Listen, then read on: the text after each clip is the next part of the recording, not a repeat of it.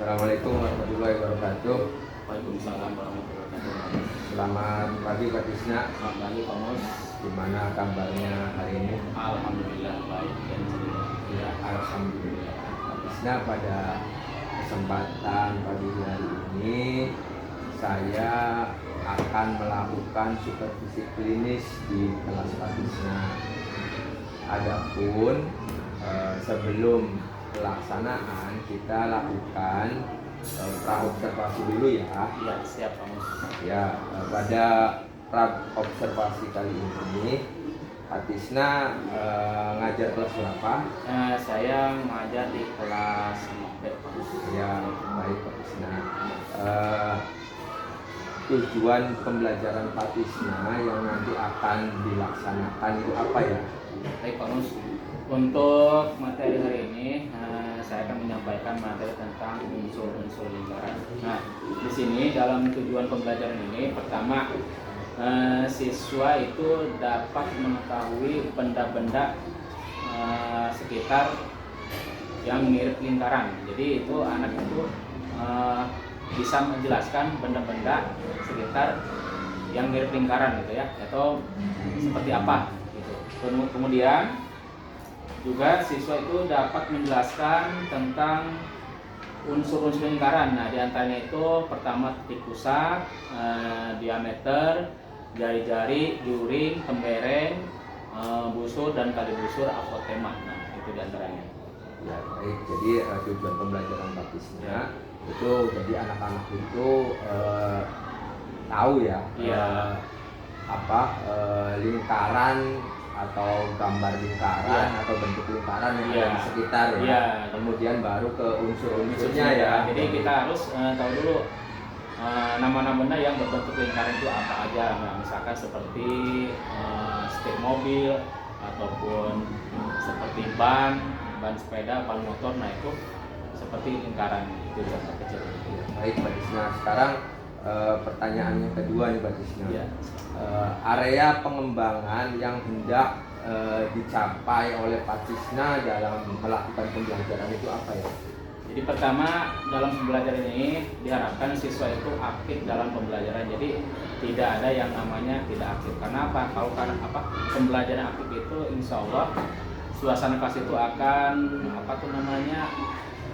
akan hidup lah. Jadi tidak ada yang namanya sunyi. Nah, jadi semua siswa itu diharapkan aktif, yaitu dengan kita menampilkan beberapa media pembelajaran. Nah, diantaranya kita itu menggunakan InFocus. Jadi kalau misalkan kita tidak menggunakan media pembelajaran, nah kita akan kesulitan juga ya. Nah, kemudian juga di sini siswa juga setelah melihat tampilan dari media pembelajaran tersebut, mudah-mudahan atau diharapkan itu siswa paham tentang unsur-unsur lingkaran tersebut.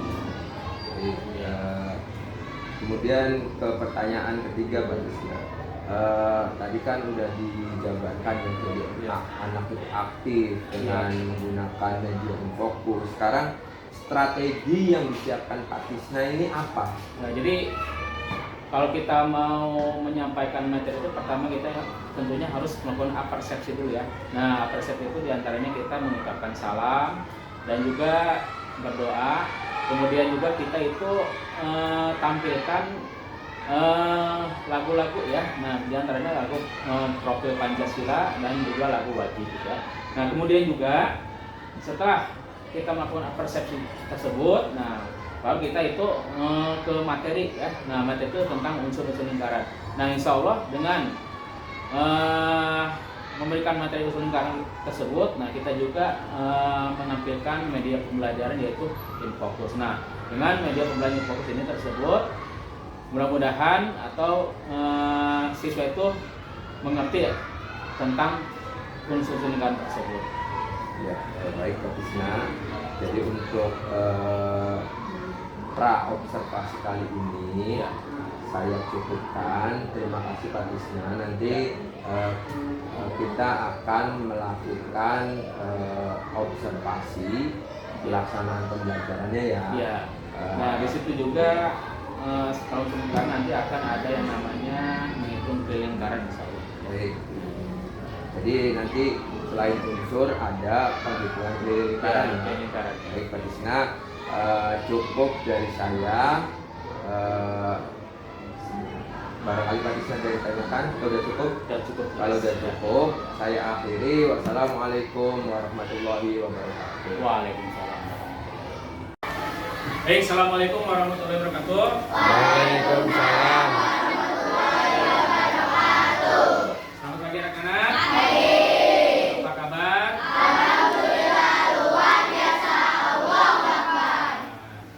Jadi pada saya ingin bertanya, siapa yang tidak sekolah? Sekolah semua ya. Nah, alhamdulillah pada masuk sekolah ya. Nah, kalau yang tidak masuk sekolah, tolong untuk dikabarin ke Pak Tisna ya. Jadi jangan sampai kalian itu nggak masuk tidak mengkabari guru kelas saya. Baik, sebelum kita belajar, marilah kita menyanyikan lagu Profil Pancasila ya. 1, 2, 3.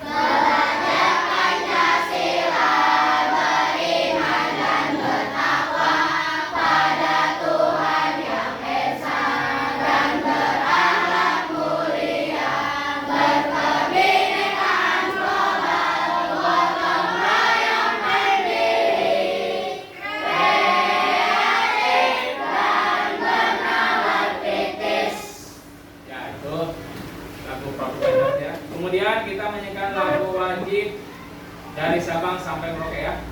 1, 2, 3. Dari Sabang sampai Merauke, berjajar pulau-pulau, sambung menyambung menjadi satu. Itulah Indonesia.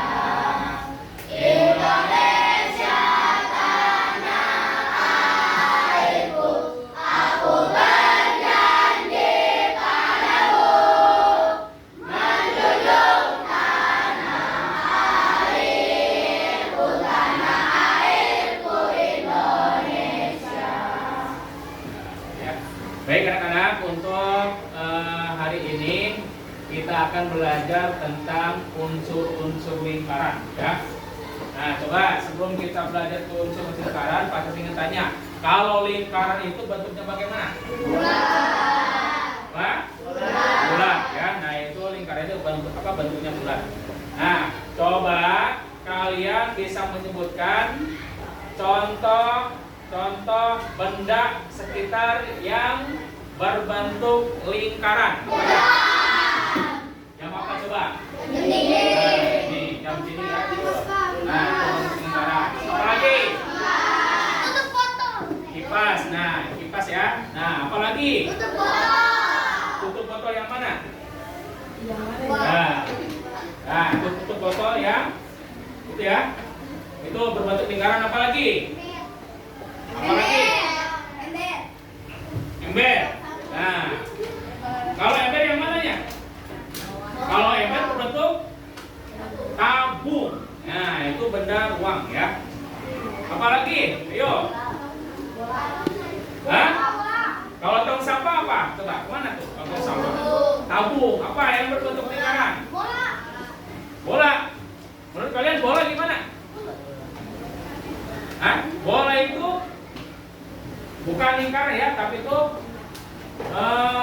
bangun ruang ya. Apalagi ayo?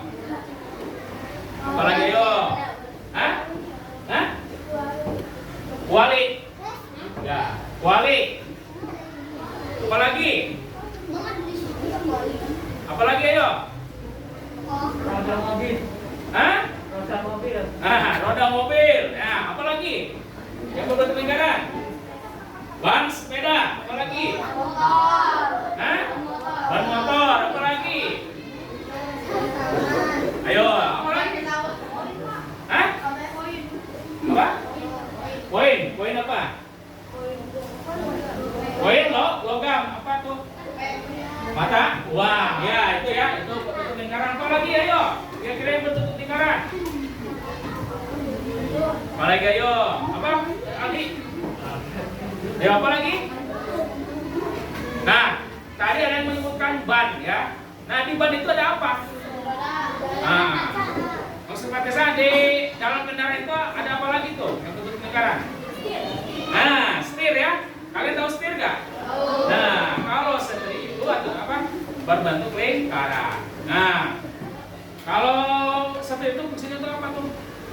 Setir.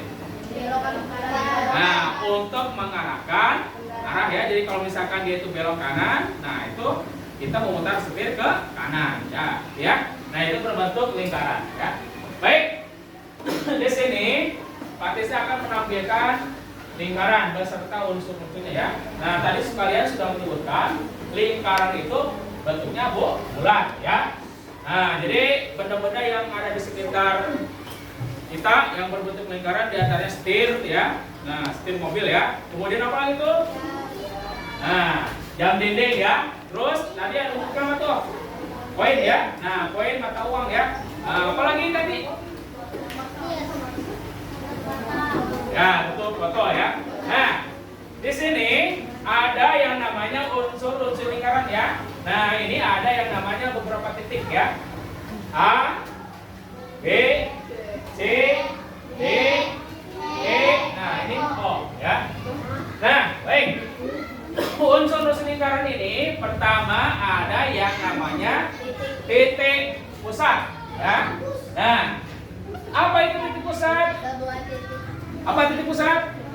Ya, sebuah titik yang terletak di tengah suatu lingkaran ya. Coba kira-kira mana yang termasuk titik pusat? Kan ada di tengah kan ya? Nah, di tengah suatu lingkaran. Mana? Titik O. Ya. Nah, kalau nama titik pusat, nah berarti ada di tengah. Nah, ini ada apa nih? O ya. Betul. Kemudian setelah titik pusat, apa lagi? Jari-jari. Nah, jari-jari ya. Jari-jari itu apa nih? Garis yang menghubungkan antar titik pusat dengan titik lengkung pada titik lingkaran. Nah, garis. Nah, kalau garis kan, ya, yang menghubungkan antar titik pusat. Nah, tadi titik pusat yang mana? O, ya. Tuh. Nah, ini dah lihat lengkungan. Nah, titik pusat ke lengkungan. Nah, dari O. Nah, kemana nih? A. Nah, dari O ke A. Nah, itu bentuk apa tuh? Jari. Ulangi. Dari O ke A apa namanya? Jari. Nah, itu ya jari-jari. Coba kalian bisa menyebutkan apa lagi yang termasuk jari-jari? O ke B. Nah, dari titik pusat, nah di tengah kan ya, ke lengkungan. Nah, ini O ke B. Nah, tadi kan O sudah, OB sudah. Wah, boleh nggak kalau misalkan AO? Boleh nggak? Hah? Boleh, sama aja ya. Nah, dari OA ke AO, nah itu sama aja ya. Atau dari OB ke BO, gitu sama saja ya. Apalagi? Nah, dari O ke C. Namanya apa tuh? Jari. Apalagi? O ke D. Nah, itu kan jari. Kalau misalkan kalau ada garis lagi, misalkan Pak di sini ada lagi, misalkan di sini F. Dari O ke F, menurut kamu jari-jari atau tidak? Tidak. Coba yang tidak. Siapa yang jari-jari? Tadi apa definisi dari jari-jari? Ayo. Dari titik pusat ke titik lengkung. Kalau misalnya ada garis, nah ini lengkung kan? Itu termasuk jari-jari nggak? Hah? Termasuk jari-jari. Ya. Nah. Baik, setelah jari-jari apa lagi nih? Diameter, ya. Nah, diameter, apa itu diameter?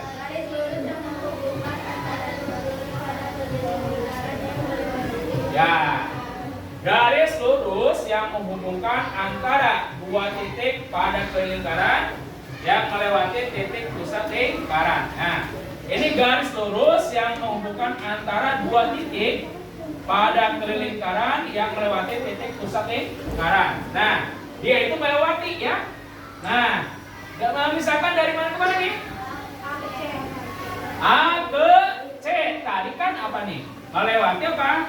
Titik pusat. Nah, berarti melewati titik apa? Hah? Melewati titik O. Nah, ini melewati ya. Ya. Nah, berarti apa nih? Ini apa? Diameter ya. Nah, dari apa nih? A ke C ya. Tuh. Kemudian yang keempat apa nih? Tali busur ya. Nah, tali busur. Tali busur apa tuh? Ya, garis lurus yang menghubungkan apa? Dua titik pada keliling lingkaran, tetapi tidak melalui titik pusat lingkaran, ya. Nah, garis lurus yang menghubungkan dua titik pada keliling lingkaran, tetapi tidak melewati titik pusat lingkaran. Jadi ini misalkan dari mana Pak ini? Hah? A ke B. Nah, ruas A ke B atau garis A ke B melewati titik O nggak atau titik pusat nggak? Tidak, kan? Nah, ini berarti apa? Tali busur. Nah, itu ya. Apalagi? Hah? Nah, dari B ke C, ya. Nah, itu apa? Tali busur, ya. Kemudian yang kelima apa nih? Busur, ya. Nah, busur apa itu busur? Ya, garis lengkung yang merupakan bagian dari keliling lingkaran. Nah, ini ya garis lengkung. Nah, ini ya dari apa nih? A ke B. Nah, ini apa? Busur. Ya, kalian tentunya tahu nggak kalau ada busur panah? Nah, panah kan ya, nah ada busurnya kan? Nah, itu kan busur ya. Apalagi yang busur nih? Hah? A ke B. Nah, B ke C. Awas, hati-hati kamu mengartikan busur dengan tali busur. Nah, itu berbeda ya. Nah, kalau busur, nah ini pas lengkungannya ya, A ke B. Nah, kalau tali busur, nah pas garisnya ya. Tuh. Apalagi yang tali busur? Hah? C ke D. Nah, ini ada ya. Nah, tuh. Apalagi? A ke D. Nah, ini ya. Nah, di sini ada garis ya. Kemudian busur ya. Busur ya, garis lengkung A ke B. Nah, A ke B, terus B ke C, terus C ke D, apa lagi? A ke D. Nah, ini busur ya. Kemudian apa lagi nih? Juring ya. Nah, juring, apa itu juring? Ya. Juring itu daerah dalam lingkaran yang dibatasi oleh dua jari-jari dan sebuah busur lingkaran ya. Nah, contoh juring apa nih? C O D. Nah ya. C O D. Nah, ini apa tuh? Juring ya. Ya. Kemudian jari-jarinya. Nah, dari A atau O ke A. Nah, O ke A. Terus mana nih? O ke B ya. Nah, apa lagi? O ke C ya. O ke C. C betul. Nah, ya. Kemudian diameter. Diameter yang mana ke mana? A ke B ya. Nah, diameter ya. A ke B. Kemudian busur. Busur ya. Nah, lengkungan ya. Nah, A ke C ya. Tuh. Terus apa lagi? C ke B. Nah, itu busur ya. Terus mana ke mana? B ke A ya. B ke A. apa-apa saya nih CA atau misalkan BC, AB, nggak apa-apa ya. Atau misalkan dia di sini BA, nggak apa-apa ya. Kemudian tali busur A ke C atau di sini A D C ya. Nah, A C atau AC ya. Apa? Ada lagi nggak? Gak ada ya. Kemudian tembereng, mana tembereng? Nah, ini ya. Yang berwarna apa nih? Ya, yang berwarna oranye ya. Tuh.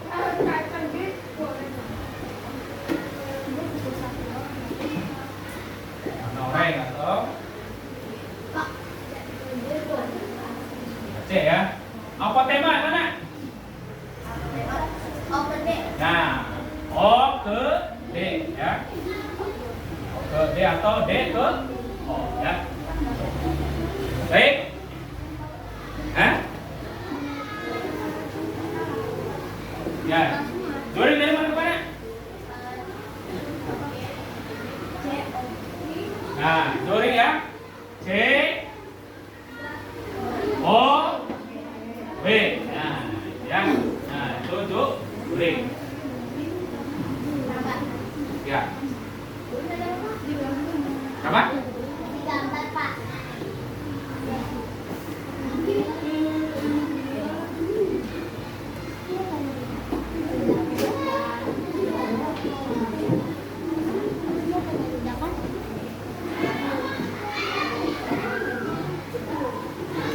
Baik untuk anak-anak, untuk hari ini kita sudah belajar apa nih? Lingkaran atau unsur-unsur lingkaran. Nah, sekali lagi, benda-benda yang ada di sekitar kita yang berbentuk lingkaran apa nih? Ya, jadi jamnya. Nah, jam itu jam dinding ya berbentuk lingkaran. Apalagi? Kipas angin. Apalagi? Kipas angin yang berbentuk lingkaran ya. Apalagi? Mata uang ya, yang berbentuk apa? Logam. Apalagi? Hah? Nah, ban apa? Ban mobil. Apalagi? Nah, ya. Terus apa lagi? Yang ada pada mobil apa? Mobil ya itu. Nah, itu benda-benda yang ada di sekitar. Kemudian unsur-unsur lingkaran pertama apa nih? Titik pusat. Apalagi? Jari-jari. Kemudian diameter. Apalagi? Busur ya. Apalagi? Tali busur. Kemudian tembereng. Kemudian apa lagi?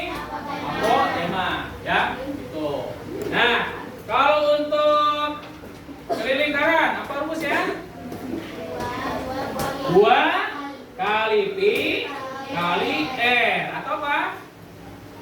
Pi kali d ya. Nah, itu Pak untuk keliling lingkaran ya. Sampai saya bertanyakan? Nah, ya. Baik, untuk hari ini kita sudah belajar tentang unsur-unsur lingkaran ya. Nah, tolong untuk nanti kalian dipelajari lagi di rumahnya ya. Ya, baik, kita tutup kegiatan ini dengan membaca apa? Alhamdulillah. Assalamualaikum warahmatullahi wabarakatuh, Pak Tisna. Waalaikumsalam warahmatullahi wabarakatuh. Alhamdulillah, Pak Tisna, tadi kita sudah melakukan observasi di kelas tentang pembelajaran yang Pak Tisna lakukan. Tadi tujuan pembelajarannya apa ya, Pak Tisna? Tujuan pembelajarannya itu pertama siswa itu bisa menjelaskan tentang unsur-unsur lingkaran dan juga menyebutkan contoh-contoh benda di sekitar yang berbentuk lingkaran. Ya, dari hasil pelaksanaan pembelajaran Pak Tisna Ya. yang dilaksanakan tadi di kelas, Ya. ada nggak hambatannya gitu? Ya, kalau untuk pembelajaran kelas pasti ada hambatan ya. Nah, saya utarakan di sini pertama mungkin dari media pembelajaran. Nah, di situ ada kelemahan ya, diantaranya di situ ada keterangan atau definisi dari unsur-unsur lingkaran tersebut. Nah, di situ tulisannya terlalu kecil. Nah, jadi mungkin siswa tersebut susah untuk membaca karena itu tulisan terlalu kecil. Nah, itu merupakan kelemahan saya. Yang kedua, anak itu kurang aktif ya. Nah, dalam artian itu kurang aktif itu dalam belajar itu hanya beberapa orang saja yang aktif. Dikarenakan mungkin di situ media pembelajarannya ada yang masih kurang.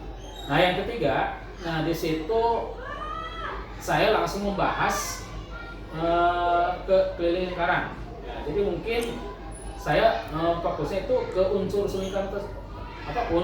lingkaran dulu. Nah, baru kalau sudah itu baru ke keliling lingkaran. Nah, di situ saya langsung dua tuh ya, itu unsur lingkaran dan keliling lingkaran. Nah, mungkin harus ada jeda waktu untuk siswa tersebut. Jadi anak itu bisa mengerti dengan pembelajaran tersebut. Kalau menurut Pak Tisna nih, ketika Pak Tisna mengajarkan tentang unsur-unsur lingkaran, kemudian kan ada keliling juga. Iya. Apa kekuatan dari Pak Tisna untuk mencapai tujuan tersebut? Ya, kekuatannya jadi pertama kita itu harus menguasai pelajaran tersebut. Ya. Itu inti yang pertama. Yang kedua, kita itu harus bisa membagikan siswa untuk aktif. Nah, jadi aktif itu dalam arti mau bertanya. Terkadang ada anak gitu ya, kita menjawab ke anak ngasih pertanyaan. Anak sudah paham belum? Nah, anak itu padahal belum paham. Nah, dia jawab udah paham Pak. Nah, kita bisa lihat di sini pas di latihan. Nah, pas latihan itu ternyata anak itu ada yang belum paham. Nah, jadi di sini guru itu harus bisa mengeksplor tentang pembelajaran yang kita berikan di situ. Berarti kan ada anak tadi ya yang ketika diberikan pertanyaan ada yang nanya enggak, ternyata ada yang diam. Iya, ada diam. Nah, berarti strategi Pak Tisna nih untuk mengatasi anak tersebut nanti ke depannya bagaimana? Nah, strategi tersebut ya pertama kita mungkin dari media pembelajaran yang menarik gitu ya. Jadi itu perlu kita review kembali gitu. Nah, kemudian mungkin juga nanti ada kayak semacam diskusi kelompok gitu ya. Nah, diskusi kelompok tersebut ya itu untuk memecahkan soal-soal yang sekiranya sulit gitu ya. Kenapa? Siswa itu yang namanya belajar itu unik ya. Jadi ada yang misalkan itu kayak tutor sebaya. Jadi kalau misalkan dia tutor sebaya itu ada yang bisa langsung ngerti gitu. Kenapa? Mungkin dia itu tidak ada yang namanya kecanggungan gitu ya. Nah, itu diantaranya. Kalau misalkan dari pembelajaran Pak Tisna yang sudah dilaksanakan tadi, kalau seandainya di dalam bentuk skala 1 sampai 10, itu posisi Pak Tisna penyampaian materinya kira-kira ada di skala berapa? Ya mungkin saya masih kurang ya kalau dalam ya, kita berapa gitu apakah ya, dari 1 sampai 10 itu Pak Tisna, menurut Pak Tisna sendiri? Ya kalau untuk skala sih mungkin masih kurang ya, jadi sekitar kalau kita mah masih 50%. 50 berarti 5 ya. Berarti harus ada strategi lain ya. Yang harus kita gunakan gitu ya. Nah, kemudian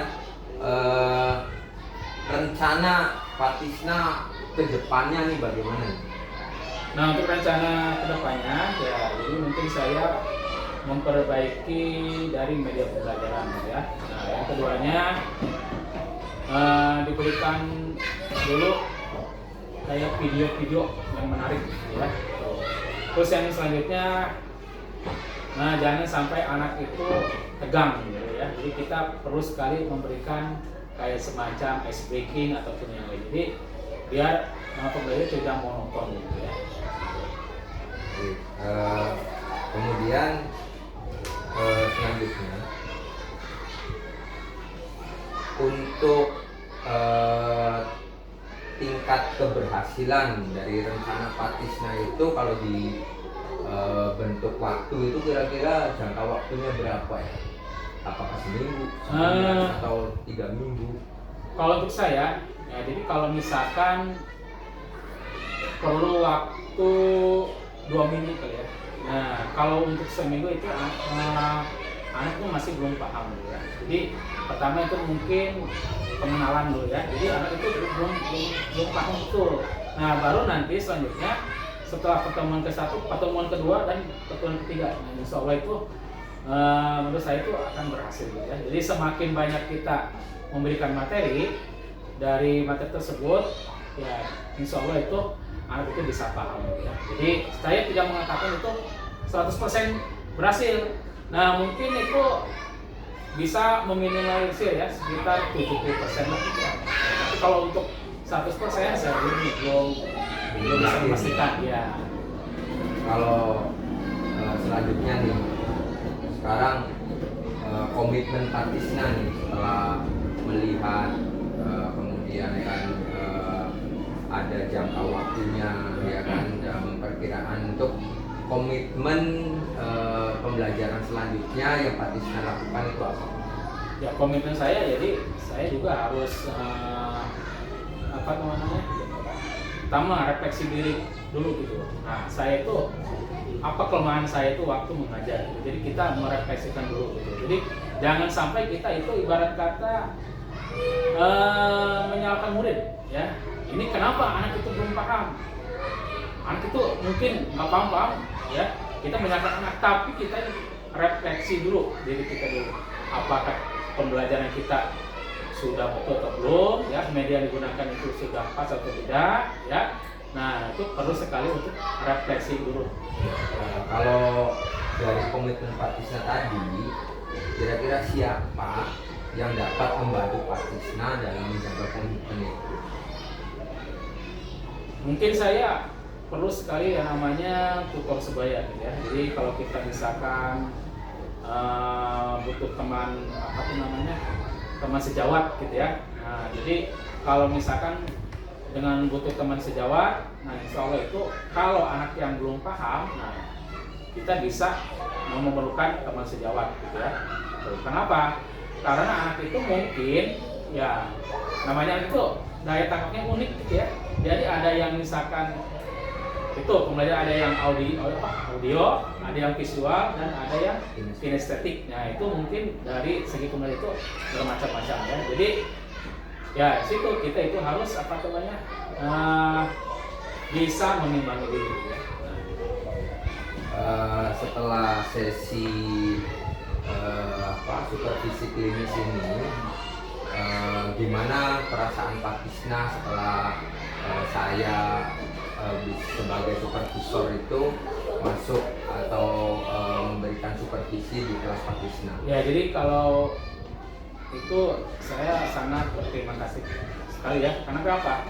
Karena kita yang namanya belajar memberikan materi ke anak itu tergantung kita itu tidak sadar. Nah, tidak sadar kenapa?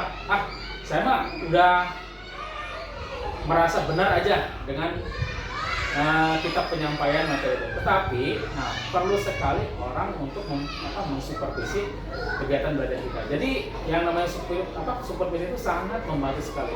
Jadi kita itu bisa memahami kelemahan kita. Nah, sampai di mana itu kelemahan kita itu. Nah, nanti dari kelemahan tersebut, dari kekurangan tersebut, nah nanti bisa didiskusikan kembali. Yang terakhir dari Tisna, rencana tindak lanjut Pak Tisna nih untuk kedepannya bagaimana? Rencana tindak lanjut yaitu pertama memperbaiki media belajar ya. Nah, itu pertama. Yang kedua memberikan ice breaking ya. Nah, itu biar anak itu supaya tidak tegang. Jadi yang ketiga kita juga ibarat kata memberikan keleluasan ke murid ya. Jadi jangan ada yang namanya sifat tegang. Ya. Jadi kita ibaratnya kayak teman aja. Tapi bukan arti teman kita kayak benar teman-teman, tapi kita itu jadi ibarat kata kita itu ada di hati mereka. Jadi harus benar-benar saling mengerti gitu ya, antara guru dengan murid. Kalau tadi diskusi kelompok apakah nanti akan dilakukan atau bagaimana? Ya, kalau untuk diskusi kelompok itu akan dilakukan. Kenapa? Karena dengan diskusi kelompok otomatis siswa tersebut itu bisa berkolaborasi antar satu dengan yang lainnya. Dan juga keaktifan dalam belajar itu juga akan selalu ada. Pak Tisna, terima kasih. Alhamdulillah ya. Setelah observasi kita melakukan pasca observasi, sekarang udah selesai. Mudah-mudahan ada manfaat buat Pak Tisna. Ya, saya selaku supervisor mohon maaf apabila masih banyak kekurangan. Sama-sama saya. Ya, Saya dari juga terima kasih karena saya juga bisa tahu kelemahan saya nanti di mana. Iya, baik. Ya, saya, dari saya itu nanti Pak Tisna. Ya. Terima kasih. Selamat sore. Ya, selamat sore.